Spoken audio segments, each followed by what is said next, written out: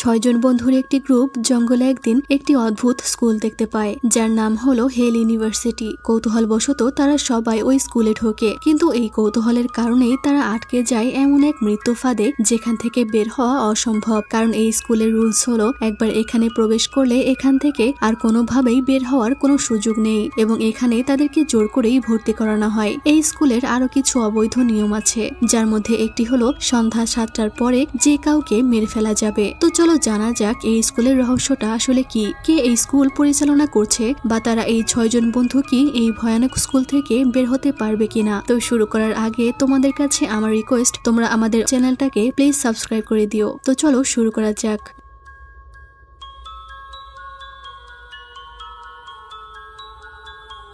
গল্পের শুরুতে আমরা একটি মেয়েকে খুব খারাপ অবস্থায় জঙ্গলের মধ্যে দৌড়াতে দেখি। সে অনেক ভয় পেয়েছিল, তার অবস্থা অনেক খারাপ ছিল। একটা গাছের গুড়ির সাথে লেগে সে পাথরের উপরে পড়ে যায় আর কান্না করতে থাকে। তখনই কেউ তার মুখ চেপে ধরে নিয়ে যায়। এরপর আমরা 6জন ছেলে মেয়ের একটি গ্রুপ দেখতে পাই। তারা জঙ্গলে কোনো একটা জায়গা খুঁজছিল। মিয়া নামের একটি মেয়ের হাতে পুরানো একটি ম্যাপ ছিল। আসলে তারা গুজবে শুনেছিল এই জায়গাটায় নাকি একটা স্কুল ছিল, কিন্তু স্কুলটা হঠাৎ করেই গায়েব হয়ে গেছে। আর তাই তারা কৌতূহলবশত সেই স্কুলটা খুঁজতে এসেছিল। তারা জায়গাটা খুঁজতে খুঁজতে হাঁপিয়ে উঠেছিল। তখন সেখানে ম্যাট নামের তাদের আরো একজন বন্ধু আসে। আর এরপরে সেখানে আমাদের ফিমেল লিড আসে, যার নাম হলো জেইন। সে বলে, আমরা কি পৌঁছে গেছি? আমি যখন প্ল্যান বানিয়েছিলাম তখন আমি জিপিএস ব্যবহার করেছিলাম, এইসব পুরনো ম্যাপ না। মিয়া বলে, ম্যাপটা অরিজিনাল আর তারা প্রায় পৌঁছেই গেছে। যাই হোক, এরপর তারা সামনে এগিয়ে যেতে থাকে। তখন জেইন বলে, আমরা আসলে যাচ্ছিটা কোথায়? ম্যাট বলে, আমাদের দি গ্রেট জেন ম্যাডাম এত ভয় কেন পাচ্ছে? তুমি তো সেই না যে আমাকে একটি ছেলে বিরক্ত করার কারণে তুমি তাকে কিক মেরেছিলে। জেন বলে, এটা তোমার এখনো মনে আছে? ম্যাট বলে, তোমার সমস্ত কথা আমার মনে থাকে। আর এখানে মনে হচ্ছিল ম্যাট জেনকে পছন্দ করে। অনেকক্ষণ হাঁটতে হাঁটতে জেরম নামের ছেলেটি বলে, আমরা আর কতক্ষণে হেল ইউনিভার্সিটিতে পৌঁছাবো? তারা বলছিল এই জায়গাটা অনেক বেশি ভুতুরে। এরপর মিয়া বলে, ম্যাপ হিসেবে তো এখন ইউনিভার্সিটির গেট পেয়ে যাওয়ার কথা। আর তখনই তারা সামনে একটি গেট দেখতে পেয়ে সেই দিকে এগিয়ে যায়। ওই গেটের সাথে হেল ইউনিভার্সিটি লেখা ছিল। জেন তখন বলে, আমার অদ্ভুত লাগছে, আর কিছুই ঠিক লাগছে না, তাই আমার মনে হয় আমাদের ফিরে যাওয়া উচিত। কিন্তু মিয়া বলে, আমরা এত কষ্ট করে হেঁটে এত দূরে এসেছি, এভাবে কিভাবে চলে যাই? বাকিরাও তখন বলে, হ্যাঁ, আমরা আগে চেক করতে চাই, দেখা যাক তারা কেউ আমাদের কোনো সাহায্য করে কিনা। তখন একজন সেখানে ডাকতে থাকে যে ওখানে কেউ আছে কিনা। কারণ সাড়া না পেয়ে তারা সবাই ওখান থেকে চলে যাচ্ছিল। তখনই তারা হঠাৎ গেটের আওয়াজ পেয়ে ভয় পেয়ে যায়। তারা ওখানে একজন বয়স্ক লোককে দেখতে পায়। সে তাদের জিজ্ঞেস করে, তোমরা এখানে কি করছো? জেরম বলে, আপনি কি এখানকার কেয়ারটেকার? লোকটি অবাক হয়ে জিজ্ঞেস করে, তোমরা এই জায়গাটা খুঁজে পেলে কি করে? ম্যাট তখন বলে, আমরা সবাই আসলে পাহাড়ে হাইকিং করতে করতে হারিয়ে গিয়েছি, আর জঙ্গলের মাঝে এই পরিত্যক্ত স্কুলটা খুঁজে পেলাম। জেরম বলে, আপনাদের কাছে কি পানি পাওয়া যাবে? লোকটি তখন তাদের গেট খুলে দেয় আর সবাইকে ভেতরে আসতে বলে, আর বলে, তবে একটা কথা মনে রেখো, এটা কোনোভাবেই পরিত্যক্ত স্কুল নয়। একজন জিজ্ঞেস করে, তার মানে এখানে কি স্টুডেন্টরা আছে? সে তাদের কিছুই বলে না, শুধু ভেতরে যেতে বলে। কিন্তু জেন অনেক ভয় পাচ্ছিল ভেতরে যেতে। ম্যাট বলে, চলো তাড়াতাড়ি ভিতরে যাওয়া যাক, কারণ সূর্য ডোবার আগেই আবার আমাদেরকে বেরিয়ে পড়তে হবে। তাই তারা ভেতরে চলে যায়। আর যাওয়ার সময় লোকটি তাদেরকে বলে, মনে রেখো, এই ইউনিভার্সিটি 7টার পরেই চেঞ্জ হয়ে যায়, যেটার মানে তারা কিছুই বুঝতে পারে না। ভেতরে গেলে লোকটি বলে, তোমাদের এখন আগে রেজিস্টার করতে হবে। এটা শুনে ম্যাট বলে, আমরা শুধু হারিয়ে গিয়ে এখানে এসেছি, আমরা এখানে এনরোলমেন্ট করতে আসিনি। তখন জেরম মজা করে বলে, চলো রেজিস্টার করা যাক, আমরা যদি ক্লাস মিসও করি তবুও তারা আমাদের মা বাবাদেরকে বলবে না, এখানে আমরা মজা করব। আশেপাশের সব স্টুডেন্টরা তাদের দিকে অদ্ভুত ভাবে তাকিয়েছিল। তারা সবাই এইসব দেখে অনেক ভয় পাচ্ছিল। সব স্টুডেন্টরা তখন তাদের পিছু পিছু আসতে শুরু করে। এইসব দেখে তারা ভয় পেয়ে বলে, চলো বাড়িতে ফিরে যাওয়া যাক। তখনই তারা দেখে কিছু স্টুডেন্ট তাদের দিকে দৌড়ে আসছে, কিন্তু তারা দেখে তারা সবাই নিজেরা নিজেদের মধ্যেই লড়াই করছে। এইসব দেখে তারা ভয়ে চিৎকার করতে শুরু করে। লোকটি বলে, তারা মজা করছে, তাদেরকে সিরিয়াসলি নিও না। জেন বলে, এটা কি ধরনের মজা? কেউ তাদেরকে থামাচ্ছে না কেন? লোকটি বলে, তোমাদের সব প্রশ্নের উত্তর ভেতরে দেওয়া হবে। তারা দেখে সবাই শুধু বলছিল আমরা বাড়ি যেতে চাই। তারা অনেক আতঙ্কিত হয়ে যায়। আর জেরম বলতে থাকে, আমি টেনশনে আছি যে এখানে ওয়াইফাই আছে কিনা, মানে এখানে ওর জান বাঁচবে কিনা ঠিক নেই, ও ওয়াইফাই নিয়ে চিন্তা করছে। জেন তাকে জিজ্ঞেস করে, আপনি আমাদেরকে কোথায় নিয়ে যাচ্ছেন? লোকটি বলে, হেড মিস্ট্রেসের অফিসে। রেজিস্ট্রেশন প্রসেস সম্পর্কে সে তোমাদেরকে সব এক্সপ্লেন করবে। জেন বলে, আপনি কি আমাদের কথা বুঝতে পারছেন না? আমরা এখানে এনরোলমেন্ট করব না। এত কিছু দেখার পরেও কিভাবে ভাবলেন আমরা এটা করব? লোকটি তাদের কোনো কথা কানেই তোলে না। জেন সবাইকে নিয়ে ভাবতে ভাবতে থাকে যে কি হবে যদি তারা এখানে বিপদে পড়ে। সে নিজেকে শান্ত করে বলে যে করেই হোক আমাদেরকে এখান থেকে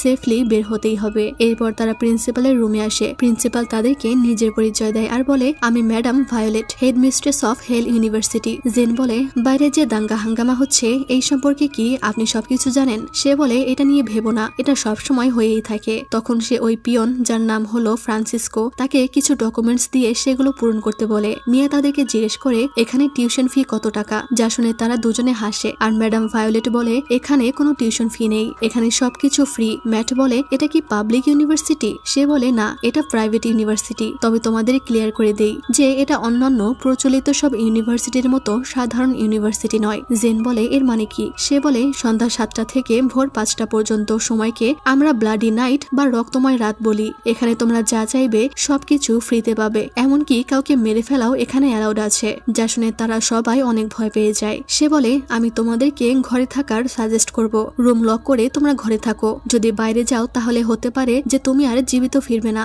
যা শুনে ম্যাট বলে এটা কি কোনো মজা হচ্ছে? কি সব ননসেন্সের মতো কথা বলছেন? তখন ফ্রান্সিসকোর হাতে অস্ত্র দেখতে পেয়ে ম্যাট বলে আমি তো মজা করছিলাম, ব্যাপারটা তো অনেক কুল।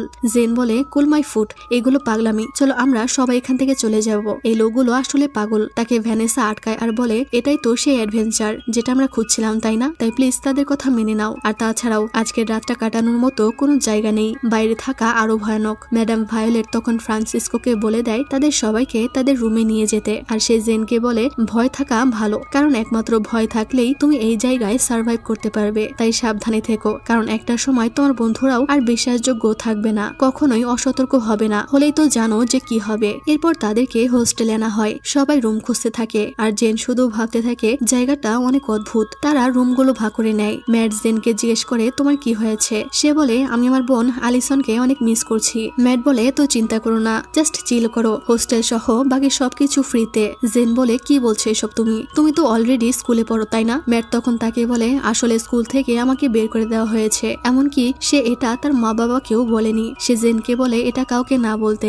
জেন বলে এই জায়গায় কোনো গন্ডগোল আছে, আমি এটা ফিল করতে পারছি। ম্যাডাম ভায়োলেট যেটা বললো এটা কোনোভাবেই নর্মাল নয়, কাউকে মেরে ফেলা এখানে লিগাল। আসলে এটা কি ধরনের স্কুল? ম্যাট বলে এটা হয়তো তারা শুধু আমাদেরকে ভয় দেখানোর জন্য বলেছে, এখন তাদের রুলস মানাটাই আমাদের জন্য ভালো হবে। ম্যাট বলে তুমি কি আসলে ভয় পেয়ে আছো? চিন্তা করো না, কিছুই হবে না। আর তুমি তো স্কুলের সবচেয়ে সাহসী মেয়ে ছিলে, আমি তোমাকে কিছুই হতে দিব না। আমরা ছেলেরা তো আছি তোমাদেরকে রক্ষা করার জন্য, তাই এখন রেস্ট নাও। ম্যাট তাকে রেস্ট করতে বলে চলে যায়, কিন্তু জেন তখন বাইরে চলে আসে আর তাদের ক্যাম্পাসটা ঘুরে দেখতে থাকে। তখন সে ব্যাকগ্রাউন্ডে বলে আমার পুরনো স্কুলটা অলরেডি একটা নরকের গর্ত ছিল। সে বলতে থাকে এখানে এতটা শান্ত কেন, সব স্টুডেন্টরা কোথায় গেল? সে তখন এখানে একটা পার্কের সাইনবোর্ড দেখতে পায়, কিন্তু সেখানে জঙ্গল ছাড়া কিছুই ছিল না। সে ওখানকার দোলনায় বসে আর তখনই উপর থেকে মুখোশ পরা কেউ লাফিয়ে নিচে নামে। জেন দেখে তার হাত কেটে গেছে। জেন ভয়ে ভয়ে বলে তুমি কি ঠিক আছো? তোমার হাত দিয়ে তো রক্ত পড়ছে। ছেলেটা বলে এটা আমার রক্ত নয়, তুমি বলো তোমার নাম কি? জেন তার নাম বলে।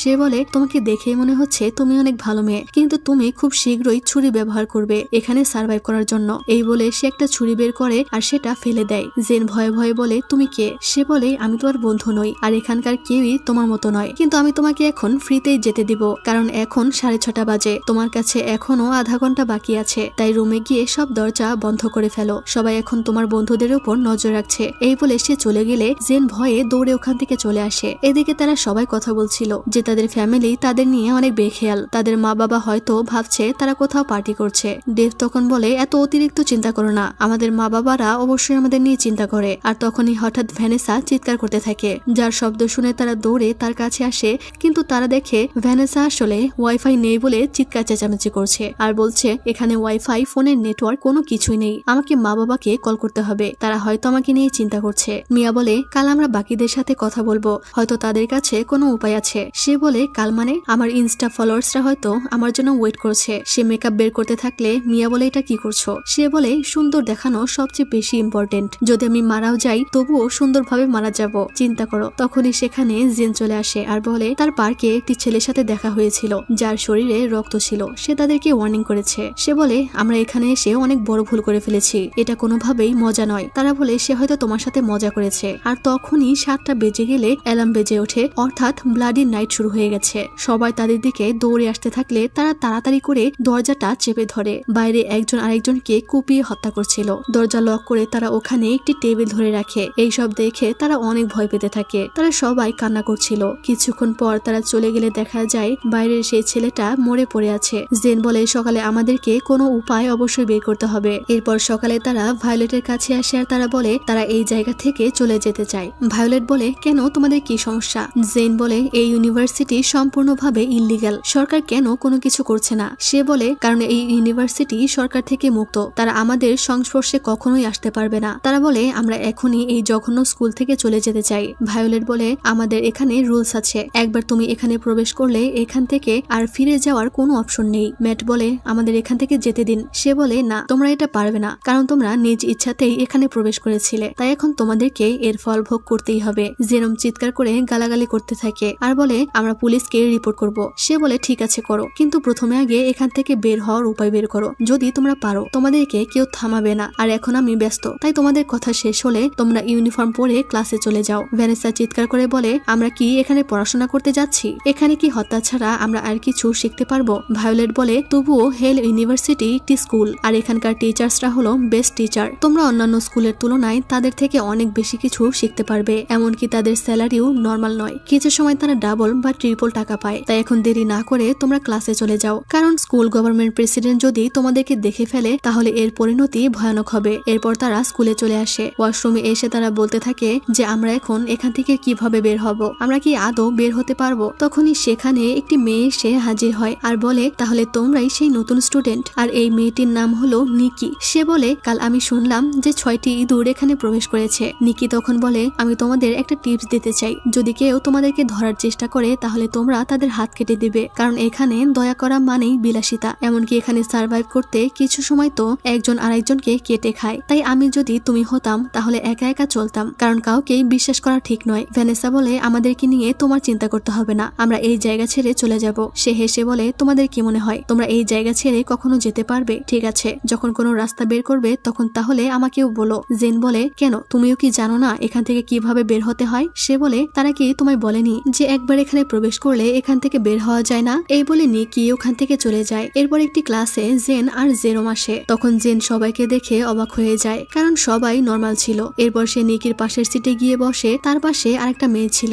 যে ড্রয়িং করছিল। জেন তাকে বলে তুমি কি মাঙ্গা পছন্দ করো? যা শুনে সে অনেকটা রেগে যায়। জেন তখন বলে তুমি অনেক ভালো আর্ট করতে পারো। তখনই পেছনে দুইটা মেয়ের মধ্যে ফাইট শুরু হয়ে যায়, যা দেখে বাকিরা চিয়ার করতে থাকে। তখনই ক্লাসে টিচার প্রবেশ করে আর সবাইকে থামিয়ে দেয়। নতুন স্টুডেন্টদেরকে দেখে সে তাদেরকে ইন্ট্রোডিউস হতে বলে। তারা দুজন তাদের নাম বলে। জেরোম ইন্ট্রোডিউস হচ্ছিল তখনই সবাই তার দিকে কাগজ ছুটতে থাকে। টিচার তাদের আবারও থামিয়ে দেয় আর ক্লাস শুরু করে। সে তাদেরকে অমৃত সম্পর্কে পড়াচ্ছিল, যেটার মাধ্যমে মানুষ অমর হতে পারে, যেটা মৃত্যুকে ঠেকাতে পারে। বহু বছর ধরে মানুষ এই অমৃত খুঁজছে যেন মৃত্যুকে থামাতে পারে, এমনকি অনেকেই এটা খুঁজতে গিয়ে মারাও গিয়েছে, কিন্তু বহু বছর কাটার পরেও কেউ এটাতে সফল হতে পারেনি। আর ধীরে ধীরে মানুষ এই অমৃতের কথাটা ভুলেই গেছে। তখনই একটি মেয়ের চিৎকার শুনতে পেয়ে তারা সবাই ক্লাস থেকে বেরিয়ে আসে। এদিকে আমরা মিয়াকে দেখি, তার সাথে একটি ছেলের ধাক্কা লাগে। সে তখন দেখে ছেলেটির লাল চুল এবং সে কিছুক্ষণ পরেই সেখান থেকে গায়েব হয়ে যায়। তখনই মিয়া মাঠের মধ্যে একটা ঝুলন্ত লাশ দেখতে পেয়ে জোরে চিৎকার করতে থাকে।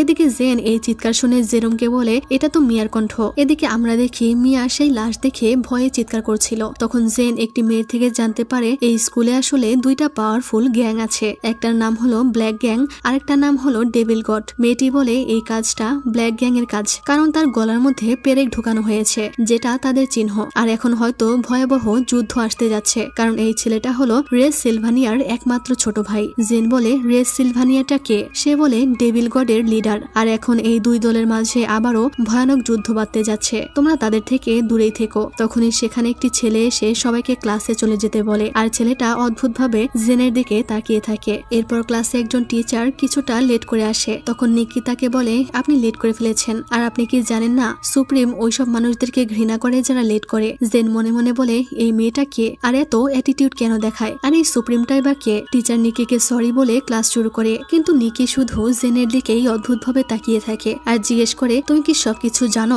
জেন মনে মনে বলে এই মেয়েটা আসলে কিসের কথা বলছে, সে আমাকে একা কেন ছাড়ছে না? জেন চুপ করে থাকলে সে তার গাল ধরে বলে তোমাকে আমি জিজ্ঞেস করেছি তুমি সবকিছু জানো কিনা? সে বলে না আমি কিছু জানি না, কিন্তু আমি নিজে নিজেই সবকিছু জেনে নিব, আমার তোমার কোনো কিছুরই প্রয়োজন নেই। যা শুনে সে হাসে আর বলে কিন্তু মনে হচ্ছে তোমার কৌতূহল তোমাকে মেরেই ফেলবে, তবে যদি তুমি তুমি সত্যিটা জানতে চাও তাহলে এটা তোমাকে বের করতে হবে, অথবা তোমার কাছে আরেকটা সহজ উপায় আছে, সেটা হলো রুলস ব্রেক করতে হবে। সে বলে তুমি আমাকে একা ছেড়ে দাও, যদি আমার কোনো ব্যাপারে কৌতূহল থাকে সেটা আমি নিজে খুঁজে বের করব। নিকি হেসে তার মুখের চুইনগামটা তার দিকে ছুড়ে দেয় আর বলে তুমি যদি তাড়াতাড়ি মরতে না চাও তাহলে চুপচাপ রুলস মেনে নাও আর মুখ বন্ধ রাখো। জেন বলে তুমি আসলে কে? নিকি বলে আমি এখানকার বড় কুকুরগুলোর মধ্যে একজন, কেউ আমার সাথে এইভাবে কথা বলার সাহস পায় না যেভাবে তুমি বলছো। এই বলে সে কলম দিয়ে তার হাতে আঘাত করতে গেলে জেন তার হাত সরিয়ে নেয়। নিকি বলে কিন্তু তোমার সাহসের প্রশংসা করতেই হয়, তাই তো তোমার প্রতি আমার অ্যাটেনশন আছে। জেন মনে মনে বলে এই মেয়েটা আসলে আমাকে টেস্ট করছে, কিন্তু আমার সত্যি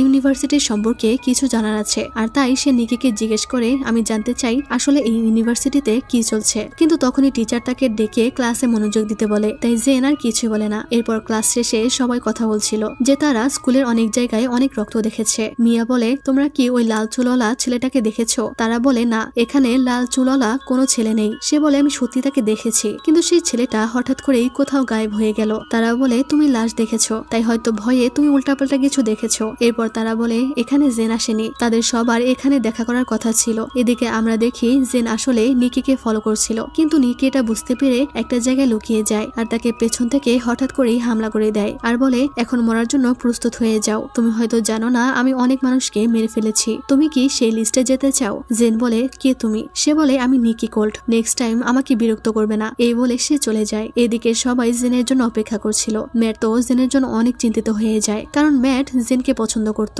ভ্যানেসা বলে তুমি আগে শান্ত হও, এত উতলা হও না আর ওভার থিঙ্ক করা বন্ধ করো। ম্যাট বলে আমার শুধু তাকে নিয়ে চিন্তা হচ্ছে। এই বলে সে জেনকে খুঁজতে চলে যায় আর বাকিরা বলতে থাকে তুমি ক্লাস মিস করতে পারবে না, কারণ এটা করলে রুলস ব্রেক করা হবে। তাই মিয়া তাকে আবারও নিয়ে আসে আর ডেভ তখন বলে আজ রাতে তারা হোটেলে যাবে না, এখান থেকেই সব সামনাসামনি দেখবে। মিয়া বলে তুমি কি সিরিয়াস আর তোমার কি মরার ইচ্ছা আছে? সে বলে অবশ্যই না, তবে হয়তো সেই লাল চুলওয়ালা ছেলেটাও এখানে থাকবে যাকে নিয়ে তুমি কিউরিয়াস। জেরম বলে ডেভ ঠিক বলেছে, আমরা আর কতদিন এইভাবে হোস্টেলে লুকিয়ে থাকবো। কিন্তু ভ্যানেসা বলে সেফটি ফার্স্ট, আমাদের সবাইকে সেখানেই লুকিয়ে থাকতে হবে, তাই হোস্টেলে চলো। ম্যাট বলে কিন্তু জেনকে বাইরে রেখে আমরা এভাবে যেতে পারি না, কিন্তু তাদের কাছে আর কোনো উপায় ছিল না। এদিকে জেন ভয়ে ওই জায়গাটাতেই বসেছিল আর তখনই সেখানে একটি ছেলে এসে বলে তোমার কি ক্লাস নেই? সে তাকে তার নাম জিজ্ঞাসা করে আর সে বু করে আওয়াজ করলে জেন ভয় পেয়ে যায় আর বলে তোমার সমস্যাটা কি? সে বলে তুমি এখানে কেন, তোমার কি কোনো ক্লাস নেই? জেন বলে তাতে তোমার কি? এই বলে সে চলে যাচ্ছিল আর তখনই সে জেনের হাত টেনে ধরে আর বলে এটা তোমার প্রথম ওয়ার্নিং।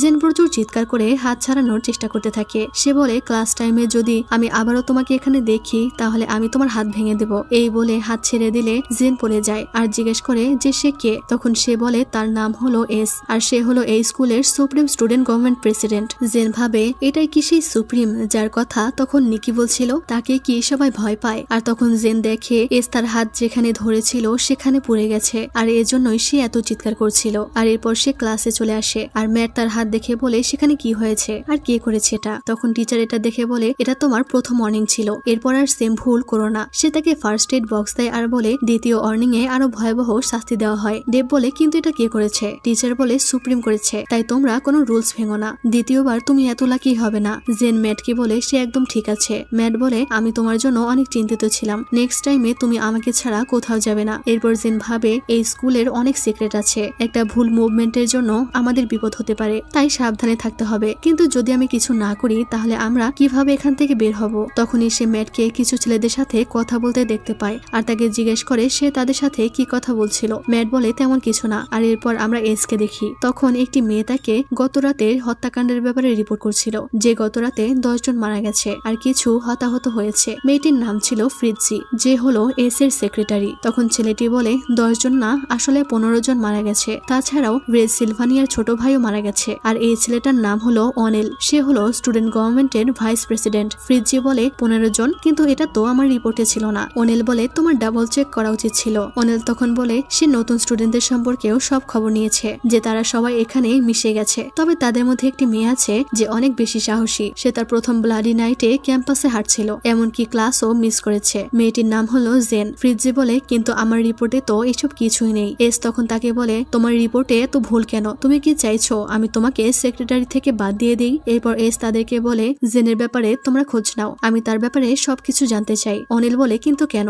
সে বলে আমি তোমাদেরকে করতে বলেছি, করো, এত প্রশ্ন করো না, দেখা যাক জেন আর কি কি রুলস ভাঙে। এদিকে জেন দেখে 6:20 বাজে। তখন সে বলে সে ওয়াশরুমে যাবে, যা শুনে তারা সবাই বলে তুমি এটা কি করছো, এখন কেন বাইরে যাবে, তোমার কি মরার ইচ্ছা হয়েছে? কয়েক মিনিটের মধ্যেই তো ব্লাডি নাইট শুরু হবে, অর্থাৎ 7টার পরেই তো ব্লাডি নাইট শুরু হয়। জেন তাদের উপরে অনেকটা বিরক্ত হয়ে যায় আর বলে আমি শুধু বাথরুমে যেতে চাই, আমার সত্যি পি করার প্রয়োজন আর আমি একদমই লেট করব না। ম্যাট বলে আমিও তোমার সাথে যাব। তখনই মিস কাত এসে বলে একটা অর্নিং কি তোমার জন্য পর্যাপ্ত ছিল না? জেন বলে আমি শুধু বাথরুমে যেতে চাই, আর এটা কি রুলস এর এগেইনস্টে? সে বলে না, তবে যত দ্রুত সম্ভব চলে আসবে আর নিজের কৌতূহল নিজের মধ্যেই রাখার চেষ্টা করো, না হলে এটা তোমার জন্য ভালো হবে না। আর এরপর তারা বাথরুমে চলে আসে আর জেন ম্যাটকে বলে আমি একাই আসতে পারতাম, তুমি কেন আমার সাথে আসতে গেলে? সে বলে আমি তোমাকে একা ছাড়তে চাই না আর আমি সবসময় তোমাকে প্রোটেক্ট করতে চাই। যা শুনে জেন অবাক হয়। জেন ওয়াশরুমে এসে ভাবতে থাকে এই স্কুলে এইসব কি হচ্ছে আর কেনই বা হচ্ছে, আর এস কেনই বা সবাইকে ভয় দেখিয়ে রেখেছে, বা স্কুলটাই কে তৈরি করলো? এইসব ভেবে তার মাথা ঘুরতে থাকে আর তার নিকির কথাগুলো মনে পড়ে যে তোমার কিউরিসিটি তোমাকে মেরে ফেলবে, তুমি যদি সত্যিটা জানতে চাও তাহলে এটা তোমাকেই বের করতে হবে অথবা তোমাকে রুলস ব্রেক করতে হবে। এটা মনে পড়তেই সে ভাবে ব্লাডি নাইট শুরু হওয়ার আগে সে চলে যাবে নাকি এখানেই থাকবে, আর সেটা যদি করে তাহলে তার সাথে কি হবে। আর এসব ভাবতে ভাবতেই 7টা বেজে যায় এবং ব্লাডি নাইট শুরু হয়ে যায়। আর এই অ্যালার্ম শুনে সে অনেক ভয় পেয়ে যায়। বাইরে বেরিয়ে সে ম্যাটকে খুঁজতে থাকে, তখনই ম্যাট তাকে চেপে ধরে লুকিয়ে রাখে আর সেখানে কালো মাস্ক পরা কিছু ছেলে চলে আসে। তখন তারা দুজন সেখান থেকে দৌড়ে পালিয়ে যাওয়ার সময় তারা তাদেরকে দেখতে পেয়ে তাদের পিছু করে। কোনো রকমে তারা বক্স ফেলে বাইরে বেরিয়ে দরজা লাগিয়ে দেয়, কিন্তু তখনই সেখানে আরো একটি দল চলে আসে তাদের উপর হামলা করার জন্য। তারা তখন দৌড়ে ওখান থেকে পালিয়ে যায়, কিন্তু সামনে আরো অনেকেই তাদের উপরে হামলা করতে থাকে আর তারা দুজনেই তাদের থেকে বাঁচার চেষ্টা করতে থাকে। দুজনেই সবাইকে মেরে পালিয়ে যাচ্ছিল। তখনই তাদেরকে ধরতে আসলে তারা তাদের সাথে ফাইট করতে থাকে, কিন্তু তখন একটি ছেলে ম্যাটের পায়ে পেরেক দিয়ে আঘাত করে, কিন্তু তবুও তারা সেখান থেকে পালাতে থাকে। তারা সবাই তাদের ধাওয়া করতে থাকে। ম্যাট আর জেন একটা জায়গায় লুকিয়ে যায়। তখন জেন তাকে বলে এখনই সময় আমাদের সত্যিটা জানার। ম্যাট বলে তুমি কি পাগল হয়ে গেছো, আমরা মরতে মরতে বেঁচে গেছি। জেন বলে কিন্তু আমাদেরকে এই জায়গার সত্যিটা সম্পর্কে জানতেই হবে যেন আমরা এখান থেকে বের হতে পারি। ম্যাট বলে কিন্তু যদি তুমি এটা করো তাহলে তোমার ক্ষতি হতে পারে, তুমি কি সেদিনের লাশটা দেখোনি? তুমি কি চাও যে তোমার পরিণতি তার মতো হোক? তাই চলো এখন হোস্টেলে ফিরে যাওয়া যাক। কিন্তু জেন বলতে থাকে এটাই সত্যি জানার একমাত্র সুযোগ। ম্যাট তার কাছে রিকোয়েস্ট করতে থাকে এরকমটা না করার জন্য। সে বলে আমি এই ইউনিভার্সিটি সম্পর্কে যা জানি সবকিছু তোমায় বলবো, কিন্তু এখন হোস্টেলে ফিরে চলো। যা শুনে জেন একটু শান্ত হয় আর তারা বক্স থেকে বাইরে বের হয়। তারা আসলে ময়লার বক্সে লুকিয়েছিল। ম্যাটের পায়ে অনেক আঘাত লেগেছিল, সে হাঁটতে পারছিল না, তাই সে জেনকে বলে এখান থেকে পালিয়ে যেতে, নিজেকে বাঁচাতে, কিন্তু জেন তাকে কিছুতেই ছেড়ে যাবে না। সে বলে এটা আমার ভুল ছিল। ম্যাট তখন পড়ে অজ্ঞান হয়ে যাচ্ছিল, তার পা দিয়ে অনেক রক্তও বের হচ্ছিল, তাই জেন তার জন্য অনেক কান্না করতে থাকে। আর তখনই সেখানে সবাই এসে হাজির হয় আর তাদেরকে ঘিরে ফেলে। জেন তাদেরকে বলে প্লিজ আমাদেরকে ছেড়ে দাও, আমরা তো তোমাদের সাথে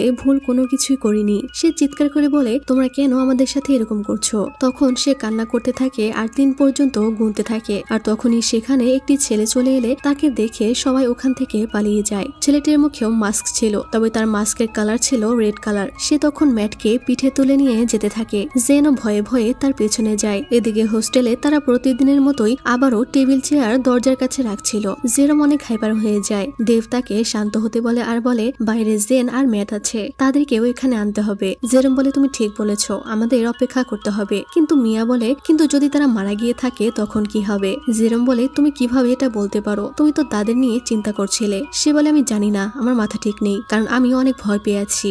বাইরে মানুষ একজন আর একজনকে মেরে ফেলছে। আমি শুধু চাই আমরা সবাই যেন আজ রাত সার্ভাইভ করতে পারি। তখনই সেখানে জেন আর ম্যাট চলে আসে। তারা বলে রেড মাস্ক পরা ছেলেটাকে। তারা ওখান থেকে টেবিল সরিয়ে দরজা খুলে দেয়। সবাই তখন ম্যাটকে কেয়ার করছিল আর তারা জেনের থেকে জানতে চায় তাদের সাথে কি হয়েছে। তখন জেন বলে ব্ল্যাক গ্যাং আমাদেরকে দেখে ফেলেছিল আর তারা পেরেক দিয়ে ম্যাটের পায়ে স্ট্যাপ করেছে। জেরম বলে কিন্তু এই পেরেকটা তো অনেক ছোট, আর ম্যাটকে দেখে এমন মনে হচ্ছে যে সে এখন মারা যাচ্ছে। জেন বলে আমিও এটা বুঝতে পারছি না, সে হাঁটতে পারছিল না আর জ্ঞান হারিয়ে ফেলেছে, আর এরপরে সে ছেলেটি আমাদেরকে সার্ভাইভ করেছে। তখন সে বলে যে পেরেকের সাথে আসলে বিষ আছে, তাই সে তাদেরকে এটা গরম পানি দিয়ে পরিষ্কার করতে বলে। সে তাদেরকে একটা ইনজেকশন দেয় আর বলে যদি তোমাদের ফ্রেন্ড স্ট্রং হয়ে থাকে তাহলে সে বেঁচে যাবে। জেন তখন ম্যাটকে ডেকে বলে ম্যাট দেখো আমরা এখন সেফ আছি, তুমি ভয় পেও না, আমরা জানি তুমি সার্ভাইভ করতে পারবে। আর তখনই তারা দেখে সেখানে ওই ছেলেটা নেই, যা দেখে তারা অবাক হয়ে যায়। এদিকে ছেলেটা যখন মাস্ক খোলে তখন আমরা তাকে দেখতে পাই, আর তার নাম হলো রেস সিলভানিয়া, যে আসলে ডেমন গড গ্যাং এর লিডার ছিল, আর তার বাম চোখটা লাল ছিল। এরপর জেন তাদের সবাইকে সরি বলে আর তারা সবাই ক্লাসে চলে যায়। আর তখনই ম্যাটের জ্ঞান ফিরে আসলে জেন অনেক খুশি হয়ে যায়। এরপর ম্যাট খাবার খাচ্ছিল, তখন সে হঠাৎ করে অনেকগুলো মরিচ কামড়ে খেতে থাকে, যা দেখে জেন বলে পয়জনের জন্য কি তুমি পাগল হয়ে গেলে? ম্যাট বলে না, এটা আমার শরীর শুদ্ধ করবে বিষ থেকে। জেন তখন রেগে তাকে মারতে থাকে। তারা দুজন ফাইট শুরু করে দেয় আর তখন ম্যাট তাকে ধন্যবাদ জানায় বিপদের মুখেও তাকে একা ছেড়ে না দেওয়ার জন্য। জেন তখন তাকে সরি বলতে থাকে, তার জন্যই ম্যাটের বিপদ হতে পারত। তখন ম্যাট বলে আমি ওই ছেলেটাকে অজ্ঞান হওয়ার কিছুক্ষণ আগে দেখেছিলাম। জেন বলে তার মাস্কটা অন্যদের থেকে আলাদা ছিল, তারা সবাই ব্ল্যাক কালার পরেছে আর সে রেড কালার পরেছিল। ম্যাট বলে তারা যদি ব্ল্যাক গ্যাং হয় তাহলে আমি শিওর যে ছেলেটা আমাদেরকে বাঁচিয়েছে সে ডেমন গড গ্যাং এর। অজ্ঞান হওয়ার আগে আমি লাল মাস্ক পরা ছেলেটাকে দেখেছিলাম, সবাই তাকে দেখে ভয় কাঁপছিল। হয়তো সে কোনো সাধারণ গ্যাং মেম্বার নয়, হয়তো সে রেস সিলভানিয়া, যে ডেমন গড গ্যাং এর লিডার। জেন বলে কিন্তু আমাদেরকে সাহায্য কেন করলো সে? ম্যাট বলে সেটা তো আমিও জানি না। জেন বলে ঠিক আছে, এসব নিয়ে পরে ভাবা যাবে। এই বলে তারা তাড়াতাড়ি করে ক্লাসের জন্য চলে যায়। তারা যখন যাচ্ছিল তখনই একটি মেয়ে অনেক ভয় পেয়ে তাদের সাথে ধাক্কা লেগে পড়ে যায়। জেন জানতে চায় তার কি হয়েছে, কিন্তু মেয়েটি সেখান থেকে চলে যায়। এরপর তারা ক্লাসে এলে মিস কাত অ্যানাউন্স করে যে কিছুদিনের মধ্যেই অ্যাকোয়েন্টেন্স পার্টি অ্যারেঞ্জ করা হবে। এই বলে সে হাসতে থাকে, কিন্তু দেখা যায় কেউই তেমন খুশি হয় না। তখনই সেলিন নামের একটি মেয়ে বলে মিস কাত, আমার মনে হয় এটা সেলিব্রেট করার জন্য সঠিক সময় নয়, কারণ গত কয়েক সপ্তাহে অনেক স্টুডেন্ট মারা গেছে। মিস কাত তখন বলে এটা আমার হাতে নেই, ম্যাডাম ভায়োলেট এই সিদ্ধান্ত নিয়েছে আর এই পার্টিটা এই শুক্রবারেই হবে। সেলিন বলে কিন্তু আপনার কি এই পার্টিটা বন্ধ করার ক্ষমতা নেই? সে আরো কিছু বলতেই যাবে, কিন্তু মিস কাত তাকে থামিয়ে দেয়। জেন এই ব্যাপারটা খেয়াল করে আর সে মনে মনে বলে তুমি যেই হয়ে থাকো না কেন, যে এই সব কিছুর মাস্টার মাইন্ড, আমি এবং আমার বন্ধুরা তোমাকে কিছুতেই ভয় পাবো না। Black gang, demon god gang, তোমাদের সবার আমাদেরকে ভয় করা উচিত। এরপর তারা লাঞ্চ করার সময় জেন সবাইকে বলে আমরা এই ইউনিভার্সিটি সম্পর্কে কোনো কিছু না জেনেই এখানে প্রবেশ করেছি। আমাদের এখন এই ইউনিভার্সিটির ইতিহাস সম্পর্কে জানতে হবে এবং সমস্ত তথ্য খুঁজে বের করতে হবে, তাহলেই আমরা ফাইট ব্যাক করতে পারবো এবং এখান থেকে পালানোর কোনো পথ খুঁজে পাবো। তারা সবাই ঠিক করে তারা এখন থেকে এই ইউনিভার্সিটির ইতিহাস জানার চেষ্টা করবে। জেন বলে তার মনে হয় তাদের ক্লাসের সেলিন নামের মেয়েটা হয়তো কিছু জানে, তাই তারা তাকে তাদের দলে আনবে। তখনই সে সেলিনকে ডেকে বলে আমি তোমাকে কোনো আঘাত করব না, আমি শুধু তোমার সাথে কথা বলতে চাই। সেলিন তাকে নিয়ে যায় কথা বলার জন্য, আর এই ব্যাপারটা নিকি দেখতে পেয়ে তাদেরকে ফলো করতে শুরু করে। এদিকে তারা দুজনে একটি পরিত্যক্ত জায়গায় আসে আর সেলিন তাকে জিজ্ঞেস করে তোমাকে আমি প্রথমে জিজ্ঞেস করতে চাই যে তুমি কি এই ইনফরমেশনের জন্য তোমার নিজের জীবন বাজি রাখতে পারবে? জেন বলে তুমি যা জানো আমাকে সব বলো, আমি সবকিছুতে রাজি আছি। সে বলে তুমি অনেক সাহসী, কিন্তু আগের বছরের নতুন স্টুডেন্ট গুলাও তোমার মতো সাহসী ছিল, তারাও অনেক কিউরিয়াস ছিল এই ব্যাপারটা নিয়ে। তবে মনে রেখো প্রশ্ন করা যত সহজ, সত্যটা মেনে নেওয়া কিন্তু অনেক কঠিন।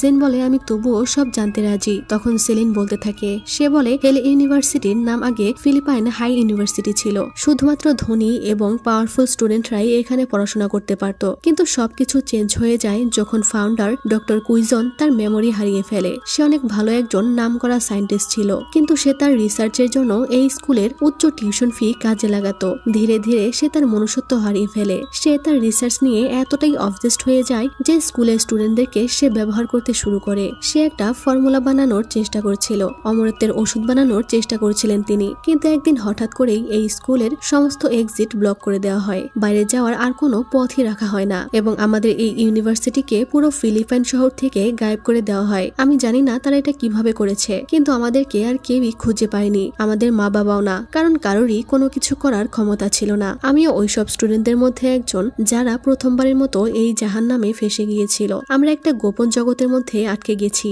সে আমাদের সবাইকে তার এক্সপেরিমেন্টের কাজে ব্যবহার করেছে, যার ফলে একজন আরেকজনকে মেরে ফেলতে শুরু করে। কেউ আত্মরক্ষার জন্য লড়াই করে, আবার কেউ বিদ্রোহ করে, কিন্তু সবাই এইভাবে নিজেদের রাগ বের করতে শুরু করে। এই ব্যাপারটা ছড়িয়ে যেতে একদমই সময় নেয়নি, আর এত হত্যা আর রক্তপাতের পর ধীরে ধীরে ফিলিপাইন ইউনিভার্সিটি হেল ইউনিভার্সিটিতে পরিণত হয়। আর এভাবেই দুইটা দল এখানে তৈরি হয়, যেটার ব্যাপারে তোমরা জানো। আমরা শুনেছিলাম ডক্টর কুইজন তার ফর্মুলা তৈরি করতে সফল হয়েছিল, কিন্তু সে এটা নিজের উপর অ্যাপ্লাই করার আগেই মারা যায়। কিন্তু আমরা শুনেছি যে সেই ফর্মুলাটা একটা স্টুডেন্ট খুঁজে পেয়েছিল, আর ওই স্টুডেন্ট এখনো হেল ইউনিভার্সিটিতেই আছে। আর এই কারণেই তারা এই জায়গাটা পুরো পৃথিবীর কাছ থেকে আড়াল করে ফেলেছে। বাইরের জগতের অনেক ফোর্স এবং সংস্থা এই ইউনিভার্সিটি আর স্টুডেন্টদেরকে এখনো খুঁজে যাচ্ছে, কারণ তারা শুধুমাত্র ওই ফর্মুলাটা পাওয়ার জন্য পাগল হয়ে আছে। আর এটাই হলো হেল ইউনিভার্সিটির সিক্রেট, যে কেন এখান থেকে কাউকে বাইরে যেতে দেওয়া হয় না। তারা বিশ্বাস করে সেই স্টুডেন্ট এখনো এখানেই আছে, আর এটা যে কেউ হতে পারে। হঠাৎ করেই সেলিন অন্যরকম হয়ে যায় আর বলে কিন্তু সেই ব্যক্তির জীবন বিপদে আছে, যা শুনে জেন অবাক হয়ে যায়। সে বলে ছেলেটি কে সেটা তারা জানলেই তাকে মেরে ফেলবে, কিন্তু তুমি কি জানো সেই স্টুডেন্টটা কে? এই বলে সে হাসতে শুরু করে আর বলে তুমি আর কখনোই এখান থেকে বের হতে পারবে না, কারণ তুমি হেল ইউনিভার্সিটির সিক্রেট জেনে গেছো, তুমি এখন এখানেই মরবে। এই বলে সে হেসে ওখান থেকে চলে যায়। জেন এইসব দেখে অনেক অবাক হয়ে যায়। জেন মনে মনে বলে এজন্যই ইনফরমেশনকে বড় অস্ত্র বলা হয়, কিন্তু এখন আমার কি করা উচিত? আমি কি বাকিদেরকে এইসব কিছু বলে দিব? কিন্তু হঠাৎই নিকি তাকে ধরে বলে তোমার কি সেলিনের গল্প পছন্দ হয়েছে? কিন্তু এটা তো শুধুমাত্র গল্পের অর্ধেক, এখনো তুমি পুরোটা জানো না, তবে তুমি এসবে নাক গলিয়েছো তাই তুমি সবার আগে মরবে। এরপর জেন ফিরে এসে দেখে সবাই ভয় পেয়ে বসে আছে। কি হয়েছে জানতে চাইলে ভ্যানেসা বলে লাইব্রেরিয়ান মিস লিওনোরা আমাদেরকে বলেছে আমরা যে তথ্য খুঁজছি সেটার শাস্তি হলো চিরতরে এখানে আটকে যাওয়া। সে তাদেরকে একটি কাগজ দেয় এবং কোনো কিছু খুঁজতে নিষেধ করে দেয় এবং এখান থেকে পালিয়ে যেতে বলে। তারা বলে কিন্তু কিভাবে পালাবো? সে বলে তাদেরকে র্যাঙ্ক বাড়াতে হবে। এটা শুনে সবাই বলে কিসের র্যাঙ্ক? ক্লাসের। মিয়া বলে শুধুমাত্র ক্লাসরুমের না, পুরো হেল ইউনিভার্সিটির টপ 10 র্যাঙ্কিং এ যেতে হবে, আর এটাই হলো সেই লিস্ট। বর্তমানে রেসিলভানিয়া টপ র্যাঙ্কিং এ আছে। তারা সেখানে 10 জন টপ র্যাঙ্কিং এর স্টুডেন্টদের নাম দেখতে পায়। 3 নম্বরে তারা নাজের নামের একটি নাম দেখে বলে হয়তো নাজের ব্ল্যাক গ্যাং এর লিডার। তখন ভ্যানেসা বলে কিন্তু একটা ব্যাপার ক্লিয়ার, যে আমরা যদি হেল ইউনিভার্সিটি সম্পর্কে আরো কিছু জানার চেষ্টা করি তাহলে আমরা আরো বেশি বিপদে পড়ব, কিন্তু আমরা যদি র্যাঙ্কিং এ যাওয়ার চেষ্টা করি আমাদের এতে কোনোই ক্ষতি হবে না। আমাদের শুধু ভালো স্টুডেন্ট হতে হবে আর টপ 10 এ জায়গা করে নিতে হবে, তাহলেই আমরা এখান থেকে বের হতে পারবো। মিয়া জেনকে জিজ্ঞেস করে সেলিন তাকে কি বলল, কিন্তু জেন তাদেরকে এসব কিছুই বলে না, কারণ সে তার বন্ধুদেরকে বিপদে ফেলতে চাইছিল না। আর এরপর অ্যাকোয়েন্টেন্স পার্টির পোস্টার নিয়ে দুটো ছেলে মারামারি বাঁধিয়ে দেয়, কিন্তু প্রিন্সিপাল সেটা দেখেও তাদের কিছু বলে না। তখনই সেখানে এসে তাকে থামিয়ে দেয়। তখন প্রিন্সিপাল স্টেজে উঠে সবার উদ্দেশ্যে বলে শুক্রবারের মধ্যে ডেকোরেশন কমপ্লিট হয়ে যাবে আর এই ইভেন্টটা হবে একটা ম্যাসকুরেড, অর্থাৎ ছদ্মবেশে আসতে হবে। সে বলে তাই সবাইকে অবশ্যই মাস্ক পরতে হবে, কিন্তু কেউ কালো অথবা লাল রঙের মাস্ক ব্যবহার করতে পারবে না, কারণ ডেমন গড গ্যাং আর ব্ল্যাক গ্যাং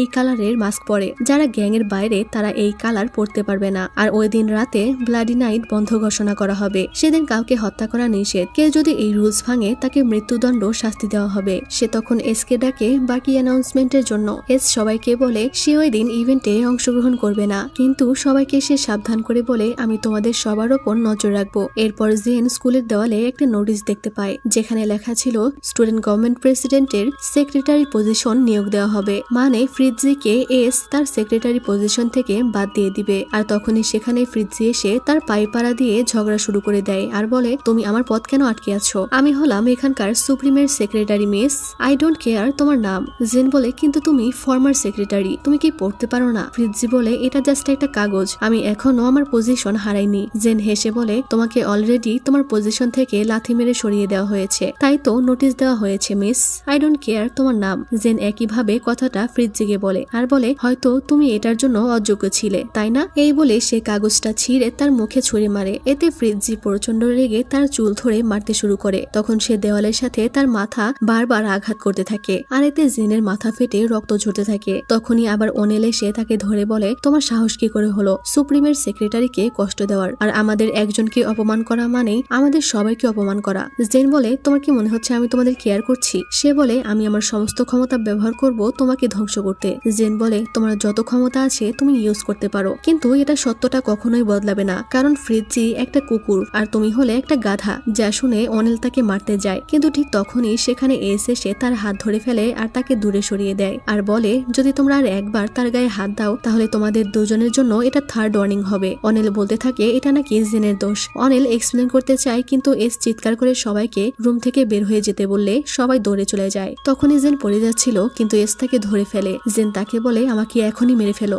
এস বলে এখনই নয়, আগে তোমাকে সুস্থ হতে হবে। সে তাকে কোলে নিয়ে বলে কারণ তুমি হলে সেই টাইপের মানুষ যে আমার সেক্রেটারি হওয়ার যোগ্য, তাই তোমার তাড়াতাড়ি চিকিৎসা দরকার। এরপর সে তাকে মেডিকেল রুমে নিয়ে আসে আর নার্সকে বলে আমি আমার সেক্রেটারির কপালে কোনো ধরনের দাগ দেখতে চাই না। এই বলে সে চলে যাচ্ছিল। তখন জেন তাকে ডেকে বলে আমি এখনো সেক্রেটারি পজিশনের জন্য হ্যাঁ বলিনি। এস তাকে ইগনোর করে চলে যায়, মানে সে রাজি না হলেও তাকে তার সেক্রেটারি হতেই হবে। পর অনেকক্ষণ ঘুমানোর পর জেন জেগে দেখে তার ফ্রেন্ডরা তার পাশে বসে আছে। তখন তারা তাকে জিজ্ঞেস করে কেন সুপ্রিম তার সাথে এটা করলো। জেন বলে সুপ্রিম করেছে মানে? তারা বলে হ্যাঁ, পুরো স্কুল এটার ব্যাপারে জানে, অনেকে তো দেখেওছে যে সুপ্রিম তোমার সাথে এটা করেছে। জেন বলে তোমরা কি তাদের কথা বিশ্বাস করবে নাকি আমাকে বিশ্বাস করবে? অনিল আমাকে মারতে যাচ্ছিল কারণ আমার তার কুকুর অপর গার্লফ্রেন্ডের সাথে ঝগড়া বেঁধেছিল, আর তখনই সুপ্রিম আমাকে এসে বাঁচায়। যদি সে আমাকে এখানে না নিয়ে আসতো তাহলে আমার সাথে অনেক খারাপ কিছু হতো। তখনই সেখানে অনিল এসে তার সামনে হাঁটু গেড়ে বসে ক্ষমা চেতে থাকে, যা দেখে তো সবাই হতবাক হয়ে যায়। সে প্রচন্ড অনুরোধ করতে থাকে তাকে যেন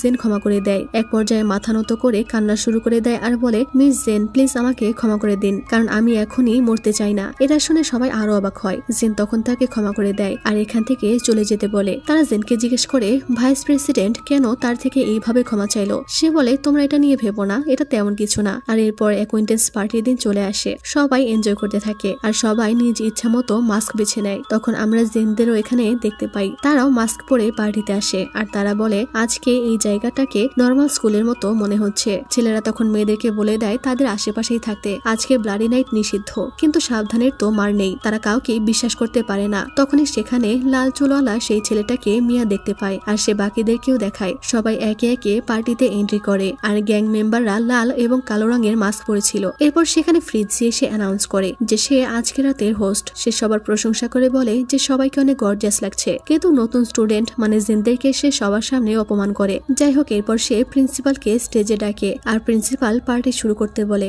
আর রেজ গিয়ে ডিজে মিউজিক অন করে। সবাই তখন এনজয় করতে থাকে পার্টিতে যা করে আর কি। তখন অনিল জেনের কাছে এসে তাকে কংগ্রাচুলেট করে সেক্রেটারি হওয়ার জন্য। জেন বলে আমি এখনো হ্যাঁ বলিনি। সে বলে কিন্তু তোমার কাছে এটা ছাড়া আর কোনো অপশন নেই, এমনিতেও তুমি সেক্রেটারি হয়ে যাওয়ার কারণে টপ 9-এ জায়গা করে নিয়েছো। যা শুনে বাকিরা খুশি হয়ে যায় যে জেন টপ 10-এর মধ্যে 9 পজিশনে আছে। কিন্তু ম্যাট বলে এই পজিশন অ্যাকসেপ্ট করো না জেন, কারণ এটা হেল ইউনিভার্সিটি, এখানে কাউকেই বিশ্বাস করা ঠিক নয়। তখন বাকিরা বলে এটা তাকেই সিদ্ধান্ত নিতে দাও যে সে কি করবে। জেন বুঝতে পারে না সে কি করবে, তাই সে রেগে ড্রিঙ্কস করতে থাকে আর বিরক্ত হয়ে তাদের থেকে দূরে চলে আসে। তখনই তার ওই ড্রিঙ্কসটা ডেভ নিয়ে খায় আর এইদিকে ওই ড্রিঙ্কস করার ফলে জেনের অনেক খারাপ লাগছিল, তার অনেক মাথা ঘুরতে থাকে। তখনই কেউ একজন এসে তাকে বলে যদি তুমি এই পজিশন অ্যাকসেপ্ট করে নাও তাহলে তোমার হাতে ছুরি তুলে নিতে হবে। সে তোমাকে একবার বাঁচিয়েছে কিন্তু সব সময় বাঁচাতে পারবে না। ছেলেটার মুখে কালো মাস্ক ছিল। জেন তখন অন্য একটা ছেলেকে ধরে বলতে থাকে কে তুমি। আর এদিকে হঠাৎ করেই ডেভ অজ্ঞান হয়ে পড়ে যায়। এই ঘটনায় তারা সবাই অনেক ভয় পেয়ে যায়। তখনই ম্যাটের জেনের কথা মনে পড়ে, কারণ জেনও তো এই ড্রিঙ্কসই পান করেছে, তাই সে তাড়াতাড়ি জেনের কাছে চলে যায়। এদিকে জেনের অবস্থা খারাপ হয়ে গেছিল আর এদিকে ম্যাট তাকে খুঁজছিল। জেন তখন ওখানে অজ্ঞান হয়ে পড়ে গেলে কালো মাস্ক পরা মানে ব্ল্যাক গ্যাং এর মেম্বাররা খুশিতে লাফাতে থাকে আর এরপরেই ম্যাট তাকে খুঁজে পেয়ে যায় আর সে সাহায্যের জন্য চিৎকার করতে থাকে। এদিকে ডেভের এই অবস্থা দেখেও প্রিন্সিপাল ঘোষণা করে একজনের জন্য পুরো পার্টি নষ্ট না করতে, যা শুনে তারা অবাক হয়ে যায় আর ভ্যানেসা প্রিন্সিপালকে গালাগালি করতে থাকে। এরপর নার্স বলে যে তাদেরকে আসলে হাই পাওয়ারের ড্রাগ দেওয়া হয়েছে যেটার মধ্যে বিষ আছে। ডেভ তো ঠিক হয়ে যাবে, কিন্তু জেনের শরীরে এটা ভিন্নভাবে এফেক্ট করছে, এটার বিষ ভিন্নভাবে দুজনের শরীরে এফেক্ট করছে, যা শুনে তারা অবাক হয়ে যায়। কারণ ডেভ জেনের থেকে অনেক বেশি পরিমাণে ড্রিঙ্কস করেছিল, কিন্তু তারপরেও ডেভ ঠিক আছে আর জেনের অবস্থা অনেক খারাপ হয়ে আছে। তারা নার্সকে ঔষধ দিতে বলে, কিন্তু সে বলে এটা ডক্টর দিবে আর ডক্টর এখন ব্যস্ত আছে। এই বলে সে চলে যায়। ম্যাট এতে অনেক রেগে যায়, কারণ ইমিডিয়েট তার চিকিৎসা না করা হলে সে মারা যেতে পারে। তখন বাইরে আমরা লাল চাদরে ঢাকা কাউকে দেখতে পাই আর তার হাতে একটি ওষুধ ছিল। তখনই সে ওই ওষুধটা মেডিকেল রুমে ছুড়ে দেয়। ম্যাট দেখে সেটার সাথে একটা চিরকুট আছে, যেখানে এটা তাড়াতাড়ি জেনকে খাইয়ে দিতে বলা হয়েছে। কিন্তু তারা এটা বিশ্বাস করতে পারছিল না, কারণ এটা কেনাকে দিয়েছে, যদি এটা খেয়ে তাদের অবস্থা আরো খারাপ হয় তখন কি হবে। কিন্তু ম্যাট বলে আমাদের কাছে কি আর কোনো উপায় আছে, আমি যদি কিছু না করি তাহলে তারা এমনিতেই মারা যাবে। জেরম বলে ম্যাট ঠিক বলেছে। সে তখন তাদের দুজনকে ওষুধ খাইয়ে দেয়। এদিকে এস পার্টি থেকে চলে যাচ্ছিল, তখন প্রিন্সিপাল এসে বলে তোমার কি পার্টিতে ভালো লাগছে না, কারণ আজকে রক্তপাত হয়নি বলে। এস বলে কিন্তু কিছুক্ষণ আগে যেটা হলো সেটা কি ছিল। এই বলে সে চলে যায়। কিন্তু এদিকে তাদের দুজনের কোনো উন্নতি হচ্ছিল না, তারা অনেক চিন্তিত হয়ে যায়। আর তখনই হঠাৎ ডেভের জ্ঞান ফিরে আসে, কিন্তু জেনের জ্ঞান ফিরছিল না। তারা বুঝতে পারে না এটার কারণ কি। আর তখনই সেখানে লাল চাদর পরা সেই মেয়েটাকে আমরা দেখতে পাই। সে মেডিকেল রুমে আসে। তারা জিজ্ঞেস করতে থাকে তুমি কে। সে বলে আমি তোমাদের শত্রু নই, আমি তোমাদের সাহায্য করার জন্যই এখানে এসেছি। এটা বলতে বলতেই সে জেনের বুকে কিছুটা কেটে দেয় আর আবারও ওই ওষুধটা খাইয়ে দিতে বলে। ম্যাট আবারও জেনকে ওষুধটা খাইয়ে দেয় আর তখনই জেনের জ্ঞান ফিরে আসে। মেয়েটি বলে এই ওষুধটা রক্ত পরিষ্কার করবে। প্রথমে এটা কাজ করেনি কারণ সে ঘুমিয়েছিল, এর জন্যই আমি তার বুক কেটে দিয়েছি যেন সে জেগে যায়। তারা জেনকে নিয়ে ব্যস্ত হয়ে পড়ে আর এরই মধ্যে মেয়েটি হঠাৎ গায়েব হয়ে যায়। পরদিন জেন আর ডেভ পুরোপুরি সুস্থ হয়ে যায়, যা দেখে তারা সবাই অবাক হয়ে যায়। আর ভ্যানেসা বলে তোমরা কি সত্যি একদম সুস্থ, তোমাদের কি মাথা ঘুরানো বা অন্য কোনো সমস্যা হচ্ছে না। কিন্তু তারা বলে তারা একদম সুস্থ হয়ে গেছে এবং আগের থেকেও অনেক ভালো ভালো আছে।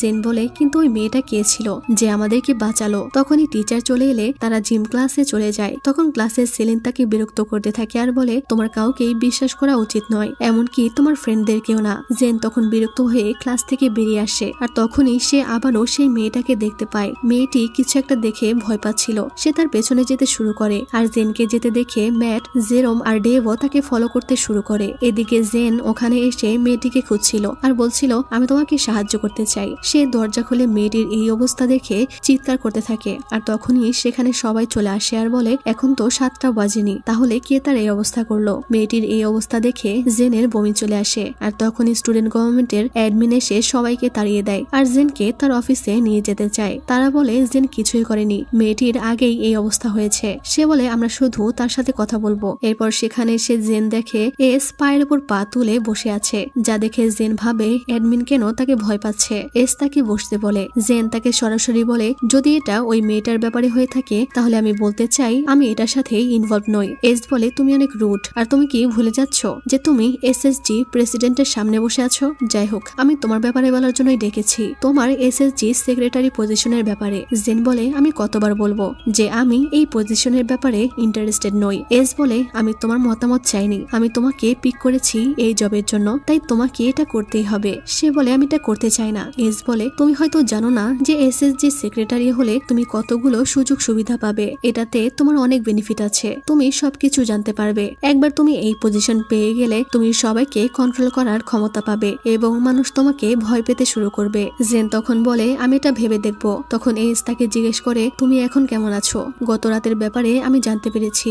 জেন বলে তুমি কোন ব্যাপারে জিজ্ঞেস করছো, কারণ অনেক কিছুই তো ঘটে গেছে। সে দাঁড়িয়ে যায় আর বলে আমার ক্লাস আছে, আমাকে চলে যেতে হবে। এই বলে সে চলে যাচ্ছিল। তখন এস বলে আমি জানি তোমার সাথে এটা কে করেছে, আর তুমিও জানো যেটা কে করেছে, শুধুমাত্র মানতে চাইছো না, কিন্তু নিজের মনকে ফলো করো। এরপর জেন ক্লাসে যাচ্ছিল, তখন তাদের ফিজিক্স টিচার তার সাথে কথা বলতে চায়। এরপর টিচার তাকে জানায় যে সে আসলে একজন ডিটেকটিভ এবং একজন সিক্রেট এজেন্ট যে এখানে ইনভেস্টিগেশন করার জন্য এসেছে। সে বলে আমরা অনেকদিন যাবত এই জায়গাটাকে মনিটর করছিলাম, কিন্তু আমরা কোনো ইনফরমেশন পাচ্ছি না। এই স্কুলের প্রতি আমাদের আইনগত কোনো অধিকার নেই, কারণ এটা সরকারের আন্ডারে নেই, আর এর জন্যই আমরা এইভাবে গোপনে ইনভেস্টিগেট করতে বাধ্য হয়েছি। 1 মাস হলো আমি এখানে এসেছি, কিন্তু জানি না যে কিভাবে সবাইকে বাঁচাবো, আর এর জন্য আমার তোমার হেল্প লাগবে। কিন্তু জেন বলে আমি আপনাকে কোনো হেল্প করতে পারবো না, কারণ আমি এখানকার একজন সাধারণ স্টুডেন্ট, আমি এসবের সাথে জড়িত নই, আমি কিছুই জানি না এবং কোনো ইনফরমেশনও আপনাকে দিতে পারবো না। সে বলে তুমি আমাদের বড় হাতিয়ার হতে পারো